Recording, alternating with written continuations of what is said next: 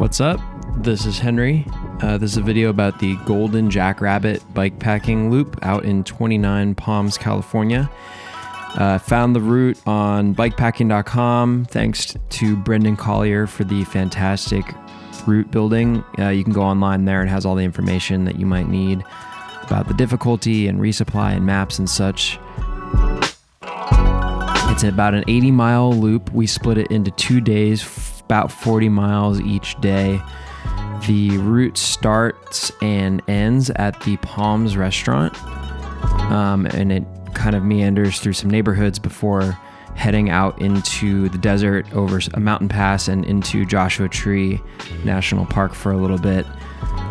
We set up camp about halfway through and finished the other half the next day, and you don't have any water for about 65 miles until you get back into town.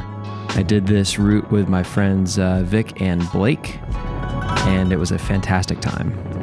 We started out by passing by these old homesteads that were part of the Small Tract Act of 1938, where San Bernardino gave people plots of land out in the desert in exchange for them developing them. So there's a lot of old abandoned houses and crazy stuff out there. Yeah. The going got pretty sandy right away. You can see all sorts of deep sand and tire marks. Had us sliding around all over the place. And that was kind of the theme for the rest of the 2 days that we were out there. Lots and lots of sand. The other thing that's out here are mines everywhere. This is a vertical mine shaft, Blake being a savage, hanging over the side. I picked up a rock and threw it, and it fell for a couple seconds before hitting the bottom, so it's pretty deep. Found this old car that had been shot up to bits. It truly seemed like every man-made surface or object out in the desert was just riddled with bullets. Wrong way. Once we got out of the sand for a little bit, the climbing got kind of technical. You can see there's some big rocks. Still made it. And we got a little bit of descending down into an area where there are some more mines to check out. There were mines all over the route. We stopped at a few of them. Some of them are actually still active claims, which is pretty cool. And pretty much no single track on this route. It was just big Jeep roads. Spotted another mine. This was the first mine that we checked out. Vic and Blake went inside the mine pretty far. It was pretty wild, and once you got like 10 feet in, it was pretty much pitch black. I didn't go that far in. I got kind of claustrophobic, so I stayed. But here is some footage from another mine that we went in a little bit later on in the day. That was a little bit less scary. It was taller, and it was open to the air on both sides. So you can see I'm kind of just walking through it to like another little exit. Pretty cool being inside the mountain, but definitely freaky because you're inside a mountain and mines are known to collapse from time to time. So we pedaled through some more sand and then eventually got up into some rocky terrain, and this is kind of alternated between sand and this rocky roads for the rest of the time that we were out there until we hit pavement again the next day.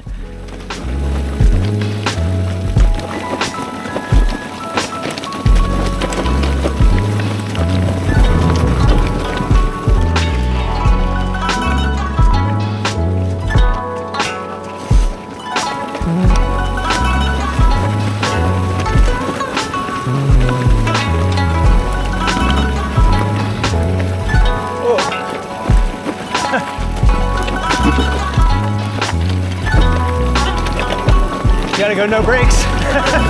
No brakes. Oh fuck. Yeah, you definitely couldn't brake on this stuff. It was just all loose and shaly rock, and if you hit your brakes, especially with the heavy bikes, you would be sliding, which was kind of sketchy. So when in doubt, ride it out. Speed is your friend on some of this stuff.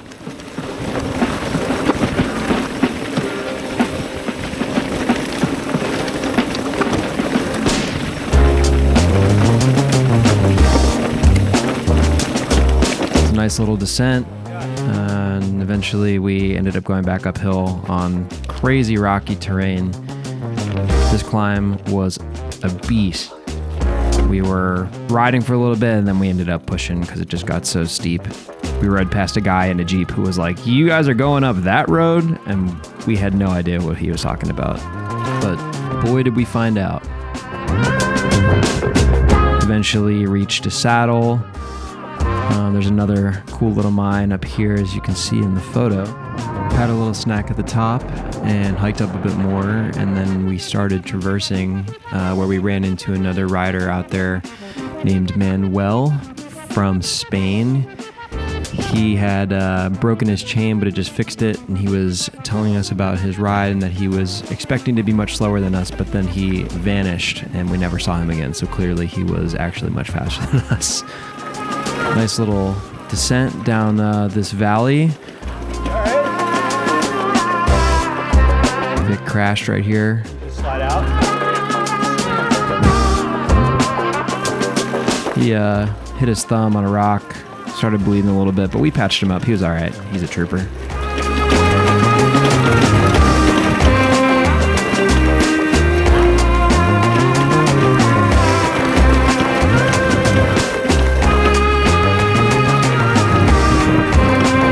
The terrain overall wasn't that steep, but there were definitely some spots on the way down that were. But you can see just like big, chunky baby head rocks all the way down. And on a regular unloaded bike, maybe a bit easier to ride because you're a little bit more nimble. But I think I didn't weigh my bike, but Vic and Blake said that their bikes weighed in around 70 pounds or something like crazy like that. Because we had at least 15 pounds of water on us each, and then, you know, camping gear and whatnot. So definitely not the most nimble machines. And even though we were riding downhill, this section of trail was exhausting.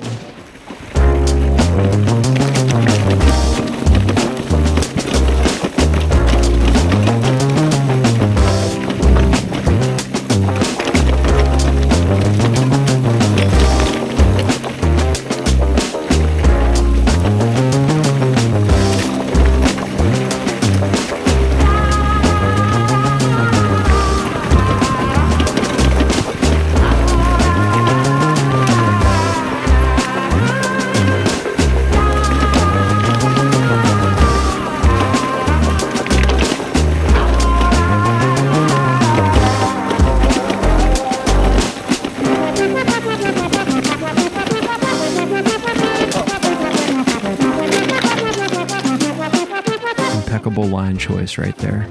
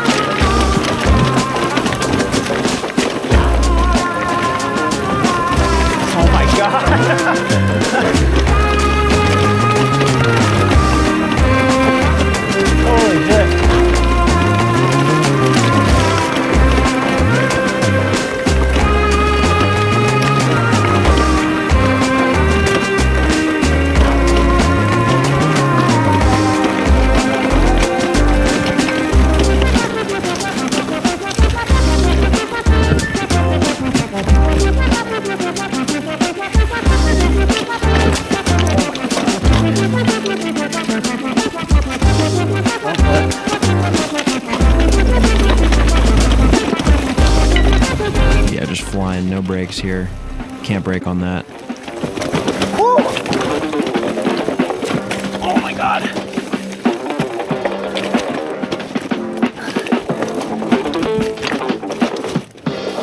wheels were getting jammed up on these giant boulders. Walked for a little bit. Eventually got back on the bike, but the going was slow and physical.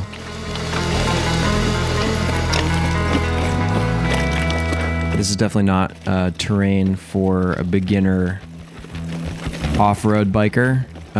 This was my first time bike packing, actually, which is pretty crazy to attempt a 80-mile route in 2 days in the desert with this kind of terrain. But you know, I've been mountain biking for a while, so I figured why not? And these guys are experienced bike packers, and I knew I could trust them to push me through, and they definitely did.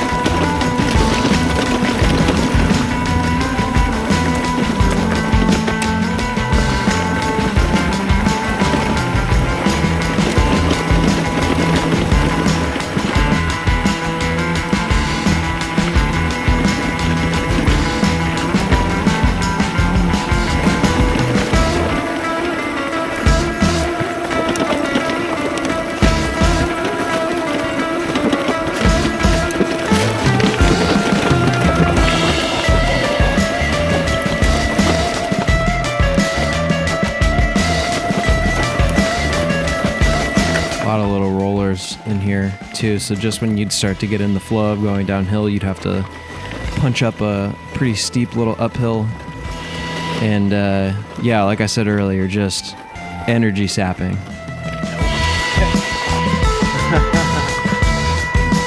There comes a point in the day where you have to decide, you know, is it worth it to try to pedal through something to keep momentum, or do you just walk to save energy?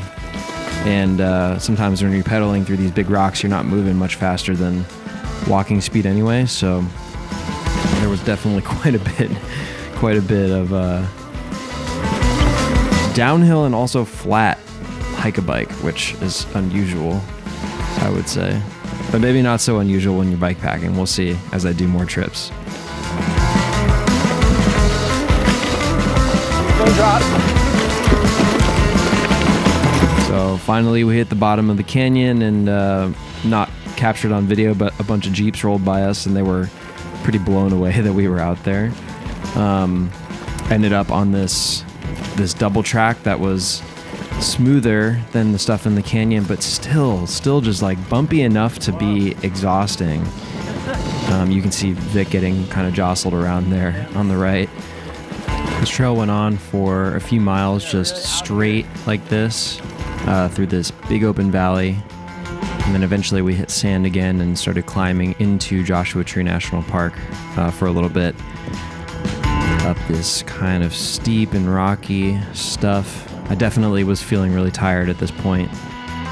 This weird little structure out there, again riddled with bullet holes. It was kind of cool. Don't really know what it was, maybe a bunker of some sort. Took some photos. Had to get the rig pics next to the Joshua Tree sign. And then back to hiking the bike. Our favorite activity.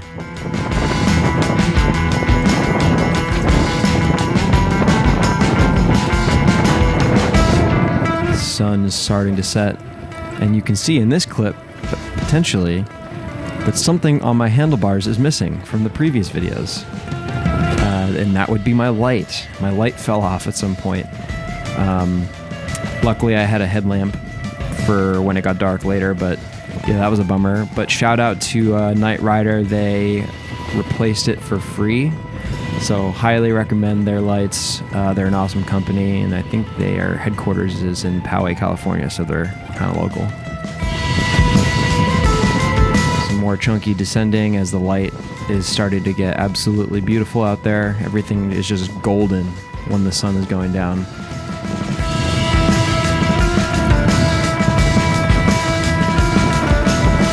I was definitely feeling over it at this point.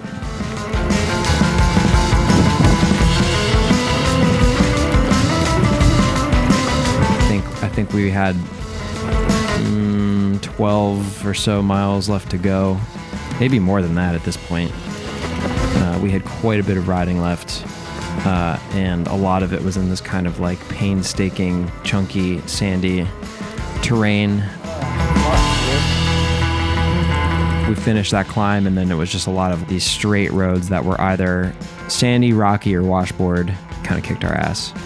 Got full on dark out, and we rode probably an hour in the pitch black darkness until we hit the junction of the trail where we wanted to set up camp. So we ate a quick dinner and went to sleep. Woke up the next morning to a beautiful sunrise. I kind of slept through the actual sunrise, but I still got out when it was kind of blue hour. Beautiful. Had no idea where we stopped to camp, but I found out the next morning, and we were off. Our butts were pretty sore, but we got some good rest and ate some good food, and we knew we didn't really have that much more dirt riding left until we hit pavement again. I don't know how many miles it was, maybe 10 miles or so. Fortunately, like the first few miles on dirt were pretty firm, so we were able to roll them pretty fast. And we descended out of the desert back towards civilization.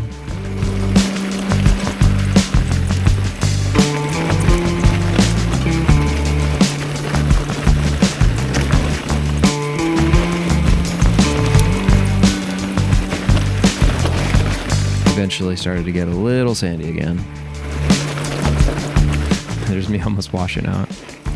That's what happens when you ride in sand. It'll just grab you and send you in all different directions. Here's a picture of Vic cruising. I think he was singing, I don't know what he was singing, Nickelback maybe?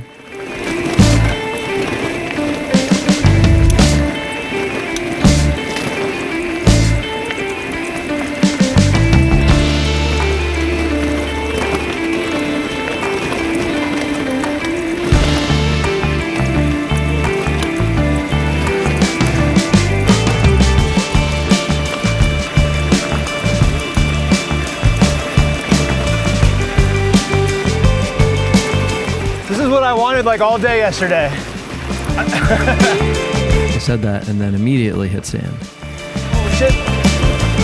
It's funny how that shit happens, huh? So sandy out here. Everywhere.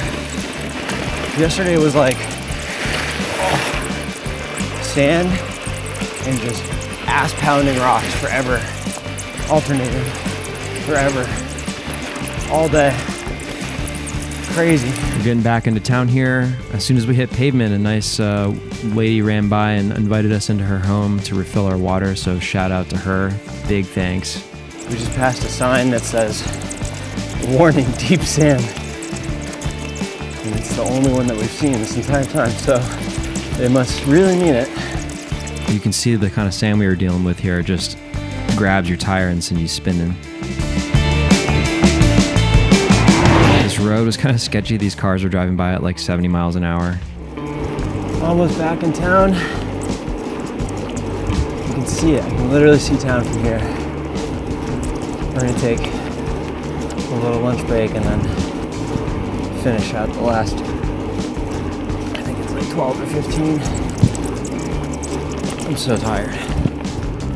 We're passing some cool old cars and art on the side of the road. There was actually way more art that I didn't take photos of because I was just so head down riding. Bikes posted up at the Circle K. Vic and Blake enjoying their calories. Me in the bathroom. Cool selfie, right? After that, we were on our way. It was pretty funny interacting with some of the locals out there because everyone seemed kind of blown away that we were out riding our bikes in the area. I guess this is kind of a new route, so maybe bikepackers aren't such a familiar sight in the area.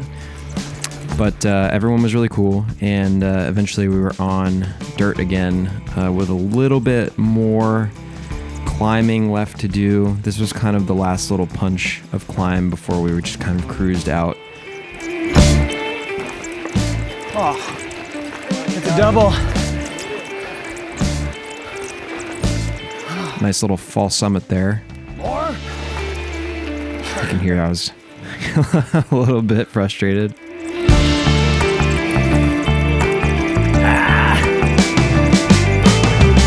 Oh my God. Did it. Agony. Vic bombing the hill. My turn.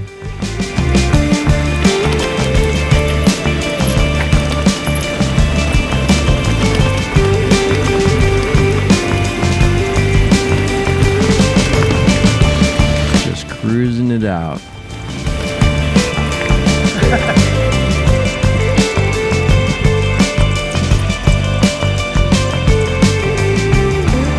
Hitting this road here was such an amazing feeling because I knew we were like less than a mile from the restaurant in our cars. Yeah, this trip was crazy. It was brutal. I learned a lot about myself. I feel like I leveled up fitness-wise. And there we go, back to the Palms restaurant where we started. And this really awesome art installation, The End of the World. If you enjoyed this video, please subscribe. I'm still learning what works best as far as this YouTube format goes. I think I kind of like just doing, recording video and taking some photos and doing voiceover like this and kind of just describing what the trip was like afterwards. But the format and my proficiency with such will improve as I do more of the videos. So this was a crazy adventure and I highly recommend this route as long as you are aware that there is lots of sand involved. I was not. I didn't think that there would be. I don't know why I didn't think that there would be, but there obviously was. Still had a blast though. And check it out. Golden Jackrabbit Loop on bikepacking.com or Bikepacking Routes. And yeah, stay safe out there, and I'll catch you on the next video.